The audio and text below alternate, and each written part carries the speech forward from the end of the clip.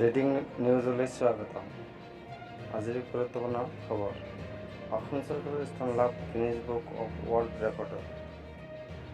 42 লাখ মহাবীৰ লাচিত বৰফুকনৰ বিষয়ে ৰচনা লিখি অসমে স্থান লাভ কৰিছে গিনিজ বুক অৱ ৰেকৰ্ডত। লাচিত বৰফুকনৰ 4000 বছৰীয়া জন্মজয়ন্তী উপলক্ষে অসম চৰকাৰে বিগত বছৰৰ নৱেম্বৰত বীৰগৰাকীৰ বিষয়ে ৰাজ্যৰ সকলোকে ৰচনা লিখিবলৈ আহ্বান জনাইছিল। অসম চৰকাৰৰ এই আহ্বানৰ বিদ্যালয়ৰ ছাত্ৰ ছাত্ৰীৰ লগতে শিক্ষক শিক্ষয়িত্ৰী, অফিচ কাছাৰীৰ সকলো কৰ্মচাৰীয়ে লাচিত বৰফুকনৰ ওপৰত ৰচনা লিখি অনলাইন যোগে আপলোড কৰিছে।